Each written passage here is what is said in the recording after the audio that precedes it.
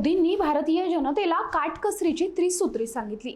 Petrol डिझेलचा कमी आणि काटकसरीनं वापर, 1 वर्ष सोनं खरेदी न करणं, खाद्यतेलाचा कमी वापर करा असं आवाहन त्यांनी देशातील जनतेला केलं। मात्र 1962च्या युद्धाच्या वेळी तत्कालीन पंतप्रधान पंडित जवाहरलाल नेहरूंनी देखील असंच आवाहन केलं होतं आणि त्यानंतर इंदिरा गांधींनी स्वतः सोनं दान केलं होतं। कसं ते सांगते। तर 1962 मध्ये भारत चीन युद्धाला तोंड फुटलं। चीननं भारताच्या पाठीत खंजीर खुपसला। चीननं भारतीय भूभागावर अधिक्रमण सुरू केलं। त्यावेळी तत्कालीन पंतप्रधान पंडित जवाहरलाल नेहरूंनी देशवासियांना सोनं दान करण्याचं आवाहन केलं होतं। राष्ट्रीय सुरक्षा निधीमध्ये सोन्यासह मोठ्या प्रमाणात निधी दान करण्याचं आवाहन त्यांनी केलं होतं। चीन लडाख भागात शिरला होता। अक्साई चीन हा लाल रंगानं व्यापला होता। तरीही चीनच्या कारवाया थांबत नव्हत्या। अखेर भारतीय सैन्यानं चीनला चांगलाच धडा शिकवला।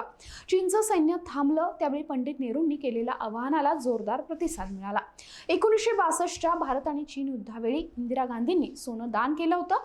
2009 मध्ये संरक्षण मंत्रालयानं एक कॉफी टेबल बुक प्रकाशित केलं होतं। त्यात इंदिरा गांधींनी पंडित जवाहरलाल नेहरू यांच्या आवाहनाला प्रतिसाद देत 367 ग्रॅम सोन्याचे दागिने दान केल्याचा उल्लेख आहे। राष्ट्रीय सुरक्षा निधीत हे सोनं त्यांनी दान केलं होतं। त्याची आठवण आज विरोधकांना आणि सत्ताधाऱ्यांना होती आहे।